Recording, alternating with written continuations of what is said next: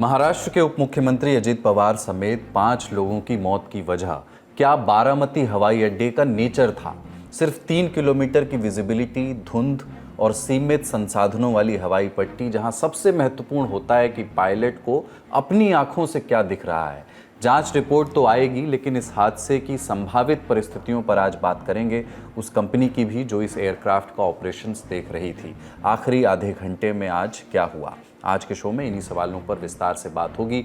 जानेंगे कि कौन क्या कह रहा है, अजीत दादा को याद करने वाले कैसे याद कर रहे हैं, चाचा शरद पवार के किस स्पष्टीकरण पर सबकी नजरें गईं, और महाराष्ट्र की राजनीति में अजीत पवार के जाने के बाद क्या होगा। महायुति और देवेंद्र फडणवीस मुख्यमंत्री के सामने कौन से कठिन सवाल खड़े हो गए हैं। नमस्ते, अपन है कुलदीप और आप देखना शुरू कर चुके हैं द ललन टॉप शो।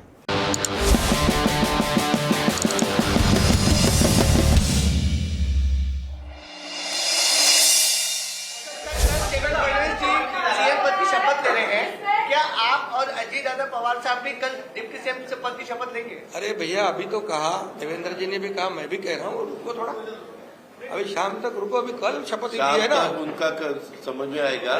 मैं तो लेने वाला हूँ। ये वीडियो महाराष्ट्र विधानसभा चुनाव 2024 के नतीजों के बाद का है। महायुति की बम्पर जीत हुई थी, जिसमें शामिल थे बीजेपी, शिवसेना शिंदे गुट और एनसीपी अजित पवार गुट। ये लगभग तय हो गया था कि फडणवीस ही मुख्यमंत्री होंगे, और इसी बैकड्रॉप में पूर्व मुख्यमंत्री शिंदे से सवाल पूछा गया था कि क्या शाम को एकनाथ शिंदे और अजित पवार डिप्टी सीएम पद की शपथ लेंगे। इस पर शिंदे ने तो कह दिया कि शाम तक इंतजार कीजिए, लेकिन अजित पवार ने कहा कि मैं तो लूंगा, इनका ये जाने। महाराष्ट्र की राजनीति के पंडित मानते हैं कि ये छोटी सी क्लिप अजित पवार के पूरे व्यक्तित्व को रिजेंबल करती है, जिसमें उनका टेंशन फ्री अंदाज, मन की बातें कह देने की बेबाकी और सत्ता का आकर्षण तीनों दिखता है। भारत के अकेले ऐसे नेता जो एक प्रदेश के 6 बार डिप्टी सीएम रहे, आज उन्हीं अजित पवार की एक प्लेन हादसे में मौत हो गई। उनके साथ सवार 4 अन्य लोगों की भी जान चली गई। किन परिस्थितियों में यह हादसा हुआ, इन पर आगे बात करेंगे, ताकि पुख्ता जानकारी ही आप तक पहुंचे। पहले लेटेस्ट अपडेट बता देते हैं। महाराष्ट्र के मुख्यमंत्री देवेंद्र फडणवीस, उप मुख्यमंत्री एकनाथ शिंदे और राज्यपाल आचार्य देवव्रत दिवंगत अजित पवार की पत्नी और राज्यसभा सांसद सुनेत्रा पवार से मिलने बारामती मेडिकल कॉलेज पहुंचे। इस बीच खबर आई कि पार्थिव शरीर को बारामती के विद्या प्रतिष्ठान में रखा गया है। 28 जनवरी की रात 9 बजे तक अंतिम दर्शन के लिए, 29 जनवरी को 11 बजे अंतिम संस्कार किया जाएगा। अजित पवार के चाचा और दिग्गज नेता शरद पवार, चचेरी बहन और बारामती सांसद सुप्रिया सुले भी विद्या प्रतिष्ठान पहुंचे। प्रफुल्ल पटेल और सुनील टटकरे जैसे बड़े एनसीपी नेता भी श्रद्धांजलि देने पहुंचे। प्रतिक्रियाएं देर शाम तक आती रहीं। चर्चा में रही चाचा शरद पवार की कही ये बात। उन्होंने कहा कि ये पूरी तरह से हादसा है, इसमें कोई राजनीति नहीं है। राज्य को ऐसा नुकसान हुआ है जो भरा नहीं जा सकता। महाराष्ट्र के मुख्यमंत्री देवेंद्र फडणवीस ने राज्य में 3 दिन के शोक का ऐलान किया और कहा कि उन्होंने अपना एक दिलदार दोस्त खो दिया। हम सभी के लिए इस प्रकार के जननेता को खोना एक अपरिमित इस प्रकार की हानि है। व्यक्तिगत मेरे लिए वो एक बहुत ही दमदार और दिलदार इस प्रकार के मित्र थे, और हम दोनों ने साथ में काफी संघर्ष का काल भी देखा है। प्रधानमंत्री नरेंद्र मोदी ने पहले तो एक्स पर श्रद्धांजलि अर्पित की, फिर एक जनसभा में भी दुख व्यक्त किया। इस दुर्घटना ने महाराष्ट्र के उप मुख्यमंत्री अजित पवार जी और कुछ साथियों को हमसे छीन लिया है। अजित दादा ने महाराष्ट्र और देश के विकास में अपना बड़ा योगदान दिया है। विशेष रूप से गांवों के जीवन को बेहतर बनाने के लिए उन्होंने हमेशा आगे बढ़कर काम किया। मैं अजित पवार जी के परिवार के प्रति संवेदना व्यक्त करता हूं। केंद्रीय मंत्रियों, महाराष्ट्र की राजनीति के बड़े चेहरों और अन्य राज्य के नेताओं की प्रतिक्रियाएं भी आईं। देश की मुख्य विपक्षी पार्टी कांग्रेस के राष्ट्रीय अध्यक्ष मल्लिकार्जुन खड़गे ने भी शोक जताया। बोले कि वो इस हादसे की जांच की मांग करेंगे। जांच की मांग करती हुई प्रतिक्रिया पश्चिम बंगाल की मुख्यमंत्री ममता बनर्जी की ओर से भी आई। What happened today? I need proper investigation under the supervision of Supreme Court. Only we have the trust on Supreme Court, no other agency. All the agencies are being totally purchased, and really it's a great loss for the country. Pawar परिवार के लिए बहुत दुखद घड़ी है। इस समय मैं यही प्रार्थना कर सकता हूं प्रभु से, भगवान से, कि ये जो दुख आया है इसकी सहन करने की शक्ति मिले। जांच तो होना चाहिए, क्योंकि ऐसा एक्सीडेंट हुआ है जो अननेचुरल है। ऐसा हर जगह होना। एक तरफ तो बड़े बड़े जहाज भी, अहमदाबाद के भी बहुत बड़ा एक्सीडेंट।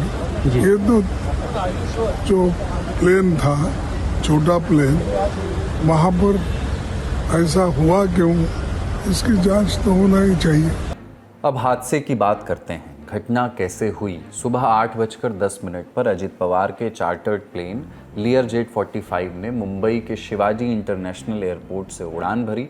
प्लेन में अजित पवार के अलावा 4 अन्य लोग थे। पर्सनल सिक्योरिटी ऑफिसर, PSO जिसको कहा जाता है, Vidip Jadhav, pilot in command captain Sumit Kapoor, copilot Shambhavi पाठक और फ्लाइट अटेंडेंट पिंकी माली।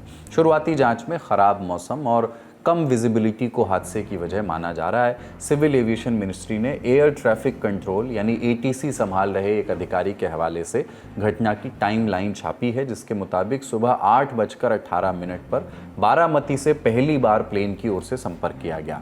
इसके बाद प्लेन ने बारामती से करीब 55 किलोमीटर की दूरी पर होने की जानकारी दी। उन्हें कहा गया कि विजिबिलिटी देखकर पायलट अपने डिस्क्रिशन से, अपनी मर्जी से नीचे उतर सकते हैं। पायलटों ने हवा की दिशा और विजिबिलिटी के बारे में पूछा। ऑपरेटर ने बताया कि हवा शांत है और विजिबिलिटी लगभग 3 किलोमीटर है। इसके बाद प्लेन ने रनवे 11 पर फाइनल अप्रोच के बारे में जानकारी दी, लेकिन इस बार क्रू ने यह बताया कि उन्हें रनवे दिखाई नहीं दे रहा है। इसके बाद उन्होंने पहले प्रयास में गो अराउंड किया। गो अराउंड का मतलब यह है कि प्लेन ने हवा में एक गोल चक्कर लगाया और वापस रनवे की ओर आया। गो अराउंड के बाद प्लेन की स्थिति फिर से पूछी गई। उनसे पूछा गया कि क्या रनवे अब आपको दिख रहा है। पायलट का जवाब मिला कि अभी नहीं, लेकिन दिखते ही आपको बताएंगे, आपको सूचित करेंगे। कुछ सेकंड बाद क्रू ने बताया भी कि रनवे अब दिखाई दे गया है। घड़ी में उस समय बज रहे थे 8:43। प्लेन को रनवे 11 पर उतरने की परमिशन दे दी गई, लेकिन क्रू की ओर से इस परमिशन की पुष्टि नहीं आई, यानी इसके बाद कोई जवाब नहीं आया। संपर्क टूट गया और अगले ही मिनट यानी 8:44 पर रनवे 11 के थ्रेशोल्ड के पास आग की लपटें देखी गईं, यानी प्लेन दुर्घटनाग्रस्त हो चुका था। इसके बाद इमरजेंसी सर्विसेज तुरंत मौके पर पहुंची, जहां प्लेन का मलबा रनवे 11 के थ्रेशोल्ड के बाईं ओर पाया गया। जांच में ये भी मालूम पड़ा कि 16,500 घंटों की उड़ान के अनुभव वाले पायलट सुमित कपूर ने मेडे कॉल नहीं किया था। आमतौर पर किसी भी पायलट जब भी कोई इमरजेंसी, गंभीर इमरजेंसी होती है तो फिर वो मेडे कॉल देते हैं।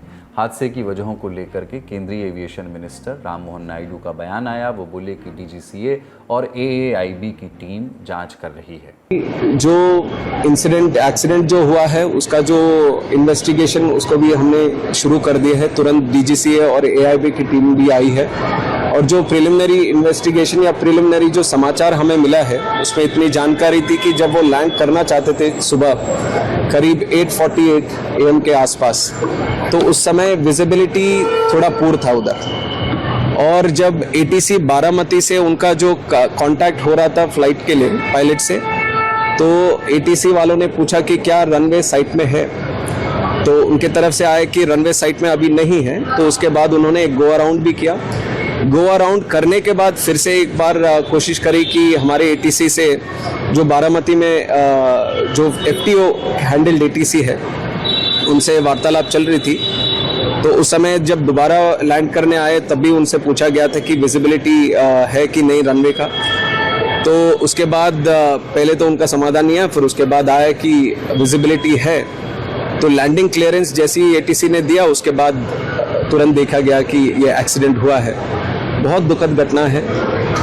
तो इसके ऊपर और जानकारी हमें मिलनी चाहिए। इन्वेस्टिगेशन पूरी तरह से ट्रांसपेरेंट और अकाउंटेबल वे में हम करेंगे।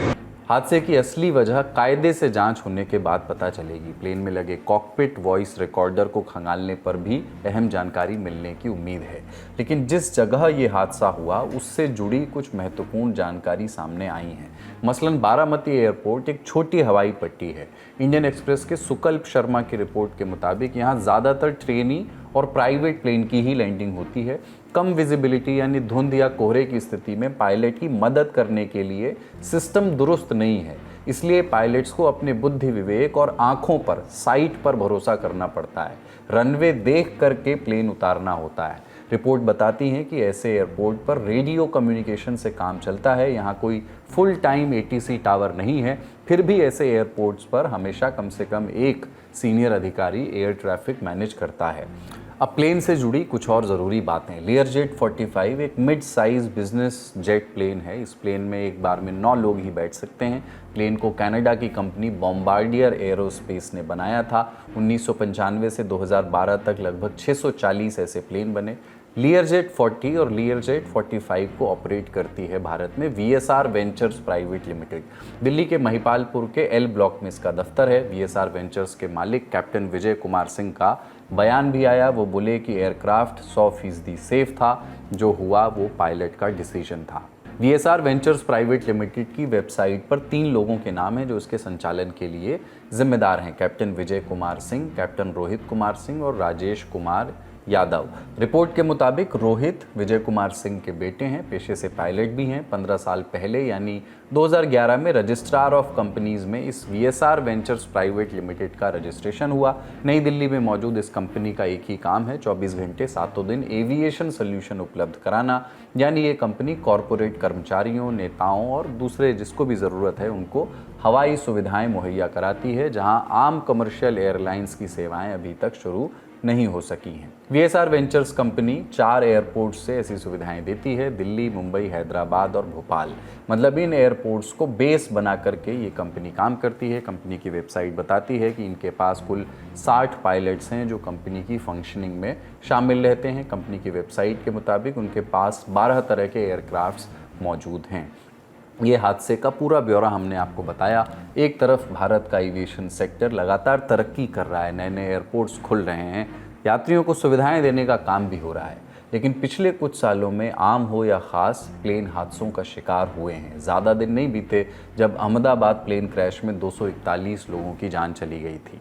क्या भारत का एविएशन सेक्टर अपनी चुनौतियों से निपटने के लिए तैयार है? ये घटना की बात हुई, अब महाराष्ट्र की राजनीति की बात करते हैं। अजित पवार के जाते ही एक बड़ा सवाल भी खड़ा हो गया है कि अब NCP को कौन चलाएगा। इस हादसे से ठीक पहले बातें चल रही थी कि NCP के दोनों गुट एक हो सकते हैं। हाल के नगर निगम चुनावों में दोनों गुट एक होकर के लड़े भी थे।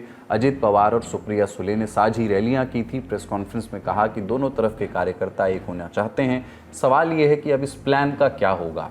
नई स्थिति में दोनों सवाल एक दूसरे से गूंथे भी जा रहे हैं। नई लीडरशिप के लिए पहला नाम है सुनेत्रा पवार का। अजित पवार की पत्नी हैं, लंबे समय तक लो प्रोफाइल रह करके काम किया। पिछले लोकसभा चुनाव में बारामती से सुप्रिया सुले के खिलाफ खड़ी हुई। चुनाव वो हारी, लेकिन इस छवि को तोड़ने में मदद मिली कि वो सिर्फ अजित पवार की पत्नी हैं। इस समय वो राज्यसभा सांसद हैं। पार्थ पवार अजित पवार के बेटे हैं। 2019 में लोकसभा चुनाव लड़ा था, लेकिन हार ने पार्थ को सक्रिय राजनीति से दूर कर दिया। इसलिए फिलहाल उत्तराधिकार संभालने के लिए वो तैयार हैं या नहीं कहना मुश्किल है। सुप्रिया सुले चचेरी बहन हैं, बारामती से सांसद हैं, राजनीति का लंबा अनुभव है। 2023 में जब अजित पवार ने NCP से अलग रास्ता लिया तो सुप्रिया अपने पिता शरद पवार के साथ ही रहीं। उनके सामने उत्तराधिकारी बनने का विकल्प है, लेकिन ये तभी होगा जब दोनों NCP, दोनों गुट एक हो जाएं। इसी तरह और नेता भी इस रेस में अपने मौके तलाश सकते हैं। एक बड़ा नाम प्रफुल्ल पटेल का है। लंबे समय तक शरद पवार के करीबी रहे, केंद्र में मंत्री भी रहे। 2023 में जब स्प्लिट हुआ तो अजित पवार के साथ जाना तय किया। इससे अजित गुट को वैधता मिली। हालांकि पटेल के पास एक लोकप्रिय नेता की छवि नहीं है। वहीं सुनील तटकरे, छगन भुजबल और धनंजय मुंडे भी कई सारी जटिलताओं के साथ आते हैं। और बात सिर्फ NCP की नहीं है। महाराष्ट्र में महायुति और देवेंद्र फडणवीस के सामने भी नए तरह के सवाल खड़े हो गए हैं। अंग्रेजी अखबार इंडियन एक्सप्रेस की डिप्टी एडिटर लिज मैथ्यू ने एक बड़ा पीस लिखा है। उनके मुताबिक फडणवीस के लिए अजीत पवार एक बहुत बड़े साथी थे। उनके जरिए हार्ड बार्गेनिंग करने वाले शिंदे पर, एकनाथ शिंदे पर चेक रखना संभव था। पिछले विधानसभा चुनाव रिजल्ट के बाद अजित की मदद से ही फडणवीस ने मुख्यमंत्री पद की रेस में शिंदे को पीछे छोड़ा था। अजित पवार के एनडीए खेमे में आने के पीछे फडणवीस का ही हाथ था, जबकि बीजेपी की सीनियर लीडरशिप उनको लेकर के इतनी उत्साहित नहीं थी, क्योंकि जुलाई 2023 में अजित पवार धड़े के एनडीए में शामिल होने के ठीक पहले प्रधानमंत्री ने उनके ऊपर 70,000 करोड़ के सिंचाई घोटाले का आरोप दोहराया था। अजित के जाने से एनसीपी के दोनों धड़ों के मिलन को गति मिल सकती है और ऐसा हुआ तो बीजेपी को शरद पवार से डील करना होगा। शरद पवार का सत्ताधारी गठबंधन में आना फडणवीस की शक्तियों के लिए चुनौती होगा, और अगर शरद पवार विपक्ष के साथ रहते हैं तो फडणवीस के लिए शिंदे वाली समस्या भी बढ़ सकती है। यानी ये था पॉलिटिक्स का पूरा तिकड़म। अजित पवार की बात करते हैं, उनके व्यक्तित्व की, उनकी ब्रीफ में कहानी जान लेते हैं। 22 जुलाई 1959 को बारामती से ही उनके जीवन की शुरुआत हुई। 1982 में पॉलिटिक्स में एंट्री ली। चाचा की तरह शुगर मिल्स और कोऑपरेटिव पॉलिटिक्स की। 1991 में एक बड़ा ब्रेक मिला, पुणे डिस्ट्रिक्ट कोऑपरेटिव बैंक के चेयरमैन बने। अगले 16 साल तक बने रहे। यहाँ से मिला पुश उनको संसद तक ले गया। 1991 में बारामती सीट से वो सांसद चुने गए। अपने चाचा के लिए ये सीट उन्होंने छोड़ दी और फिर विधानसभा का रुख किया। बारामती से 1995 में वो विधायक चुने गए और यहाँ से 7 बार लगातार विधायकी जीते। इस बीच शरद पवार ने 1999 में कांग्रेस से निकलकर एनसीपी बनाई तो उनके साथ ही गए, उनकी छत्रछाया में काम करते रहे। लेकिन 2019 में चाचा का साथ छोड़ने का फैसला लिया और तभी वो दृश्य आए जिनकी चर्चा आज तक होती है, जब सुबह सुबह फडणवीस और पवार ने मुख्यमंत्री और उप मुख्यमंत्री पद की क्रमशः शपथ ले ली। हालांकि तब शरद पवार अजित को वापस लाने में सफल रहे, लेकिन 4 साल के भीतर अजित ने फिर से बगावत कर दी। अजित पवार अपने पीछे अपनी राजनीति, अपना परिवार और अपने चाहने वालों को छोड़ गए हैं। साथ ही छोड़ गए हैं एविएशन सेक्टर की सुरक्षा से जुड़े हुए गहरे सवाल। दी ललन टॉप की ओर से इस हादसे में जान गंवाने वाले 5 लोगों को श्रद्धांजलि और उनके परिजनों के लिए गहरी संवेदनाएं। शो में आज इतना ही। अपना ख्याल रखिए। नमस्कार।